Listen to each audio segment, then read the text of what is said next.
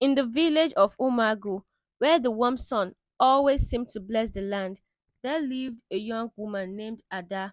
At 29 years old, she was kind, beautiful, and hardworking. She baked bread for the village, wove beautiful baskets, and always had a kind word for everyone she met. But despite all her goodness, there was one thing Ada did not have: a husband. In Umuagu, people believe that a woman should marry before she turned 30. If you don't, the older women would whisper, you will end up alone with no one to take care of you. Ada tried not to listen to the whispers, but they grew louder as her birthday crept closer. Even her mother, a woman who had always been her biggest supporter, began to worry. Ada, her mother said one morning, you are a wonderful daughter, but time is running out. You must find a husband soon. I know, Mama, Ada replied, her voice soft. But how can I marry just anyone? Shouldn't I marry someone who truly loves me? Love will come later, her mother said. First, you must marry. Ada didn't know what to do. She wanted to make her mother happy, but she also wanted to find someone who would love her for who she was. As the days passed, her worry grew. Every night, she prayed to the moon, asking for a kind man to appear. One day, her best friend, Ngozi, visited her. Ngozi was already married and had two children. Why are you still waiting? Ngozi asked. There are so many men in the village. Pick one and be done with it. It's not that simple, Ngozi, Ada said. Life is not always about dreams, Ada, Ngozi said. Sometimes you must settle for what you can get. Ada didn't like the sound of that, but she nodded anyway. She decided that maybe Ngozi and her mother were right. Perhaps she was being too picky. The next day, she dressed in her best clothes and went to the village matchmaker, Auntie Chinyere. Auntie Chinyere was an old woman with a sharp eye and a loud voice. She claimed to know everyone's secrets and always had a solution for every problem. Ada had arrived at Auntie Chinyere's house the next day. She wore her best wrapper, a deep shade of blue that matched her gele, and carried a basket of bread as a gift. Her hands trembled slightly as she knocked on the wooden door. Come in, my dear, Auntie Chinyere called from inside. Ada entered and found Emeka seated on a chair. He was dressed sharply, his agbada spotless and his shoes gleaming. His smile was as wide as the river Niger, and his eyes sparkled as he rose to greet her. Ada, Auntie Chinyere said, gesturing towards him, meet Emeka, one of the finest traders in this village. It's a pleasure to meet you, Emeka said, bowing slightly. His voice was smooth, like the palm wine the villagers loved so much. The pleasure is mine, Ada replied shyly, lowering her gaze. They sat and talked with Auntie Chinyere, occasionally chiming in. Emeka spoke of his business, the goods he traded, and the lands he had visited. I am a man of vision, he said. I plan to expand my trade to the cities. A woman like you, Ada, would make a fine partner in life and business. Ada blushed at his words. His confidence was impressive, and his charm was undeniable. At the end of the meeting, Auntie Chinyere had left them to talk all alone. Tell me about yourself, Emeka said. I bake bread and weave baskets, Ada said. I also enjoy teaching the children in the village when I have the time. A hard-working woman, Emeka said, nodding. This is good. I admire that. When Ada returned home, her heart was filled with hope. Maybe this is the one, she thought. Her mother was thrilled when she heard about the meeting. Emeka sounds like a good man, she said. You must not let this opportunity slip away. Over the next few weeks, Ada and Emeka spent more time together. He would visit her at the bakery, bringing small gifts like necklaces and bracelets. The villagers noticed and began to whisper, it seems Ada has finally found a suitor, they said. But as time passed, Ada began to notice certain things about Emeka that unsettled her. He always seemed to have grand stories about his business, but she never saw evidence of his wealth. Once walked past the market. A woman called out to Emeka, "Emeka, when will you pay me back?" she demanded. He laughed and waved her off. "Don't mind her," he told Ada. "She likes to joke." Ada didn't want to doubt him, but her instincts told her something was amiss. One day, Emeka asked for money. "My dear," he said, "I have a big shipment coming in next week, but I need a little help to complete the payment. Once I sell the goods, I'll repay you immediately." Ada hesitated. She didn't have much money, but she wanted to support him. After all, wasn't that what a good wife would do? She gave him the money, trusting his promise. Days turned into weeks, but Emeka did not repay her. Whenever she asked, he would smile and say, "Patience, my dear. Business is slow, but I will pick it up soon." One evening, she overheard two women in the market talking. "Emeka is at it again." One said, "How many women will he fool this time?" Ada's heart sank. She confronted Emeka that night. "I heard people talking about you," she said. "They say you've done this to other suitors before." Emeka's smile faded. "Do you believe gossip over me?" he asked. "I thought you were different." Ada didn't know what to believe, but she decided to step back. She stopped answering his visits and began to focus on her work again. Not long after her experience with Emeka, Aunty Chinyere visited Ada. "I heard what happened," she said, shaking her head. "Emeka is a foolish boy, but don't worry, my dear.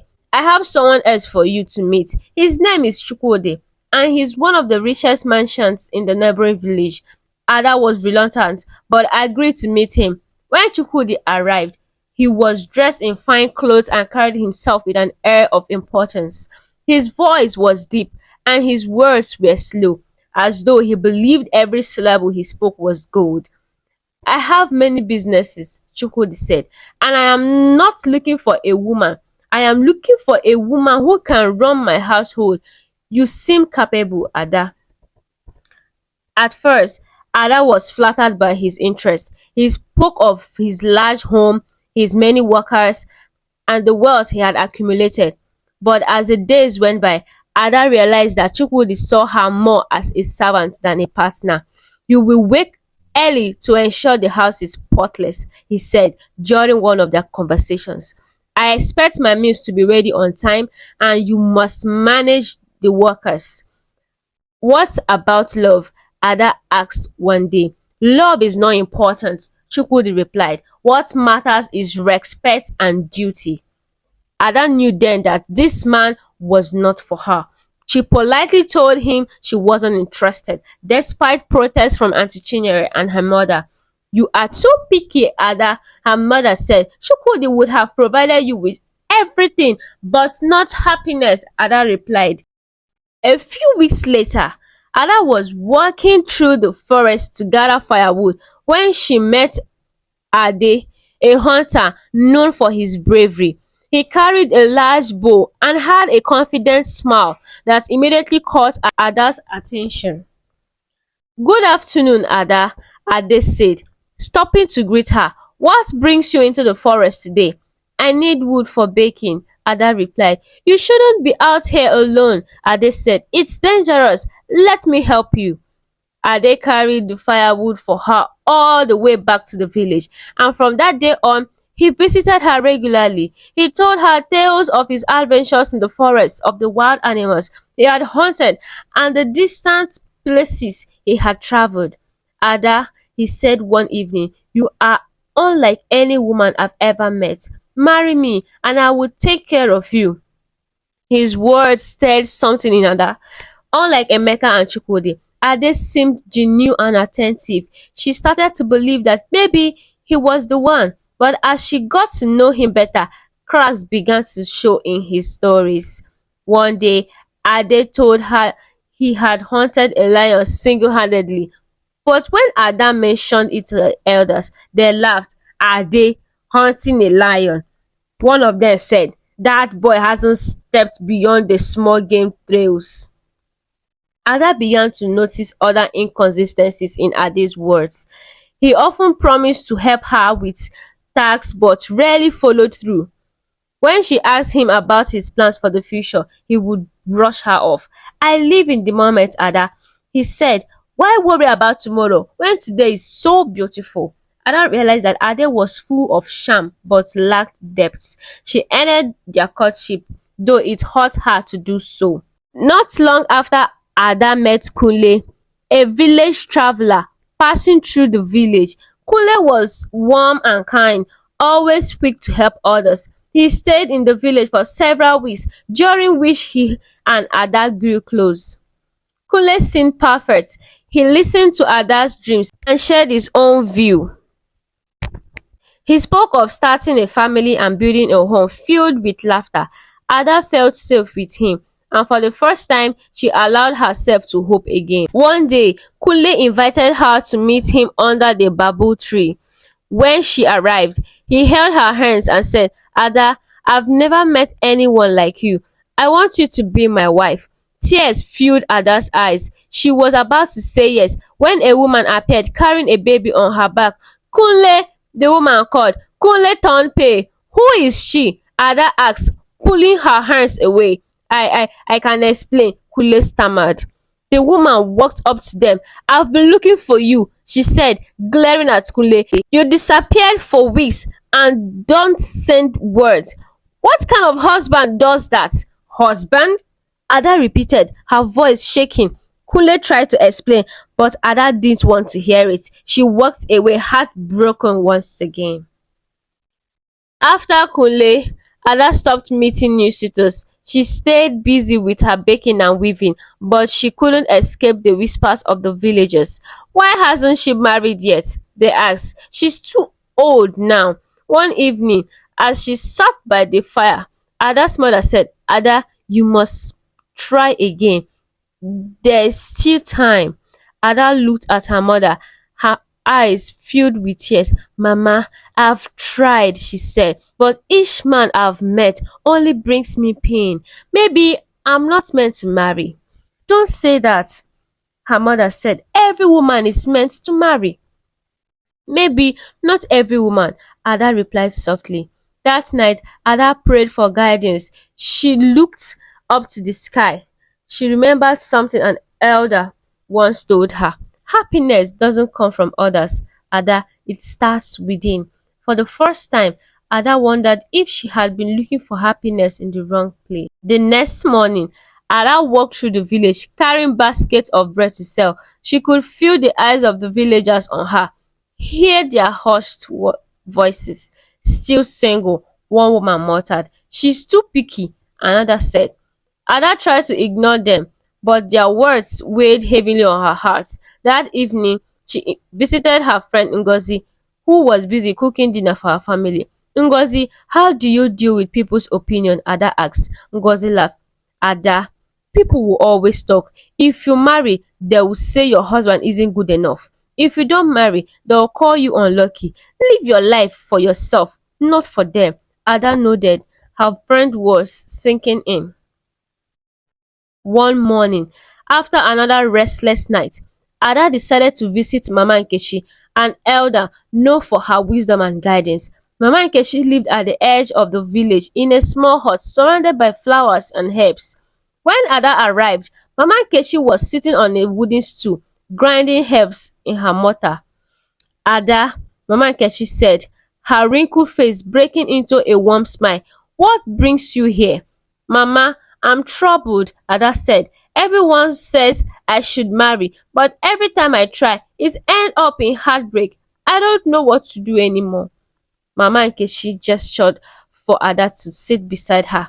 Child, why are you in such a hurry to marry? Because everyone says I should marry, Ada replied. Because I don't want to be alone. Mama Nkechi chuckled softly. Ah, the whispers of others can be louder than the voice within. But tell me, Ada, do you know who you are? Do you know what makes you happy? What makes you whole? Ada stared at her hands. I don't know, she admitted. Then how can you expect someone else to know? Mama Nkechi said. She reached for a small calabash filled with water and handed it to Ada. Look into this, she said. Ada peered into the calabash, seeing her reflection in the still water. The answer lies here, Mama Nkechi said. Find peace within yourself first. Only then will you see clearly.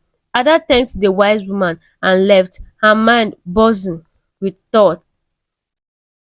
That night, she sat by the river, staring at her reflection in the water. Who am I? She whispered.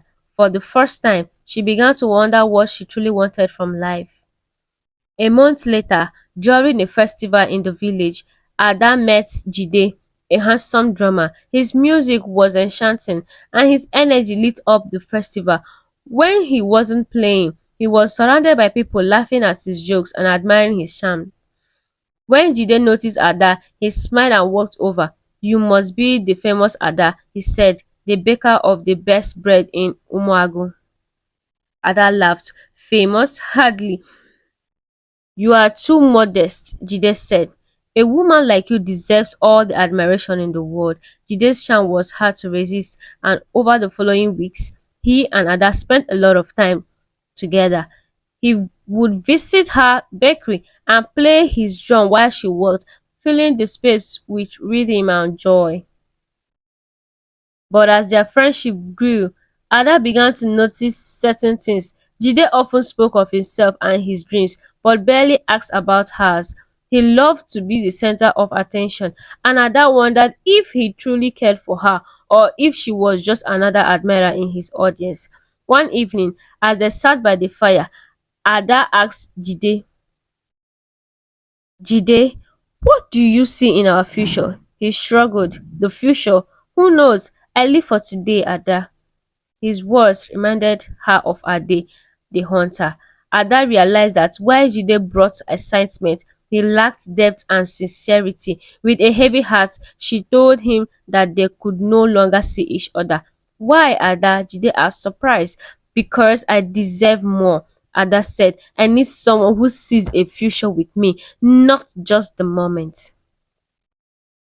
After ending things with Jide, Ada felt a mix of sadness and relief. She began to focus on herself, spending more time on her craft and less time worrying about what others thought. She discovered joy in teaching children how to weave baskets and bake bread. The laughter of the children and the pride in their eyes when they learned something new filled her heart in a way she hadn't expected.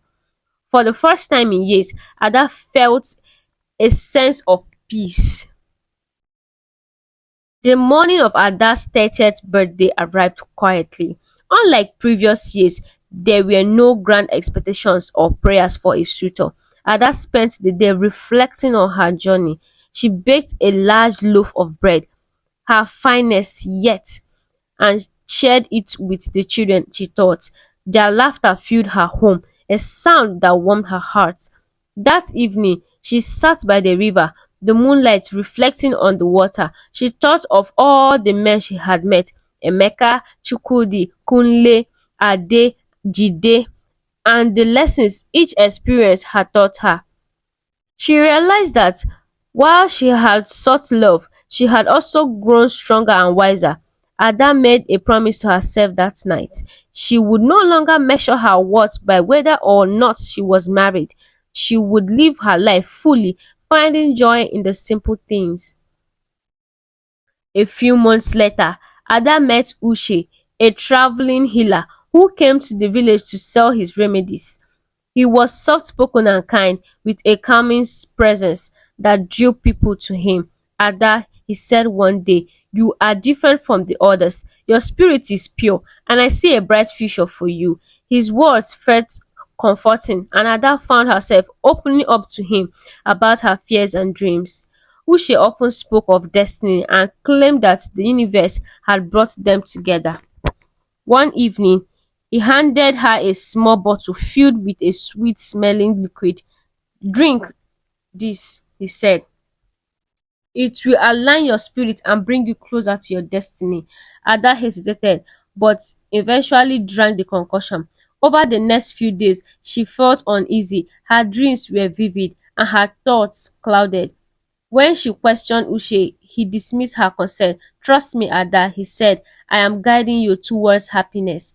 But Ada's instincts told her something was wrong. She sought for Mama Nkeshi's advice again, recounting her experiences with Uche. Mama Nkechi frowned. Child, be wary of those who claim to control destiny. Your fate is in your hands, not his. Ada confronted Uche, asking him to leave her alone. When he resisted, she stood firm. I don't need your portion or your guidance, she said. I am capable of finding my own path. For the first time, Ada felt the strength of her own voice, and Uche left the village. With Uche gone, Ada spent time reflecting on her life. She realized that she had allowed fear and societal pressure to drive her decisions. She forgave herself for the mistakes she had made and resolved to embrace the woman she had become. Ada began meditating by the river each morning, listening to the sounds of nature. She found peace in the rhythm of the water and the songs of the birds. One day, while weaving a basket, she smiled to herself. I am enough, she thought. As the months passed, Ada found joy in the simplest things, watching the sun rise, sharing stories with the children and baking bread. She no longer avoided the whispers of the villagers, but met them with a smile. When someone asked her, why are you still single? She would say, because I am happy. The villagers began to see a new light in Ada. She was no longer the woman desperate to marry, but someone who radiated confidence and peace. Ada started a small school in her village, teaching children not only how to read and write, but also how to bake and weave. Parents praised her patience and skill, and the children adored her. Her days were busy and her nights were peaceful. For the first time in her life, Ada felt fulfilled. On the evening of her 33rd birthday, Ada sat outside her home watching the stars. She thought about how far she had come from a young woman desperate to marry to someone content with her own company. I am happy, she whispered, and for the first time she truly meant it. The next morning, as Ada sold bread in the market, she noticed a stranger standing by her stall. He was tall and kind looking, with warm eyes that seemed to smile. Good morning, he said. I am Obinna. I just moved to this village and heard about your bread. Ada smiled. Good morning, Obinna. You heard right. It's the best bread in Umuagu. Obinna laughed and they began to talk. He told her about his work as a carpenter and his dreams of building a workshop in the village. Over the next few weeks, Obinna became a regular visitor at her store. They talked about everything: work, life, and their hopes for the future. As their friendship grew, Ada noticed something different about Obinna. He didn't rush her or make grand promises. Instead, he listened, supported her dreams, and shared his own. One evening, as they walked by the river, Obinna said, Ada, I admire your strength and kindness. I would like to walk the journey of life with you if you have me. Ada smiled, her heart full. I would like that too, Obinna, she said. At 33, Ada married Obinna in a simple ceremony filled with laughter and love. The villagers celebrated her happiness, and Ada felt a deep sense of peace. But she knew that her happiness wasn't because of Obinna, it was because she had found herself first. Ada's story became an inspiration in Umuagu, a reminder that love and happiness begins within. The end. Thank you, and give me a like, a share, and a follow if you liked this video. If you liked and enjoyed this video. Bye. The end. Thank you. You can give me a like and a follow if you really liked this story and enjoyed it. Bye. See you in my next video.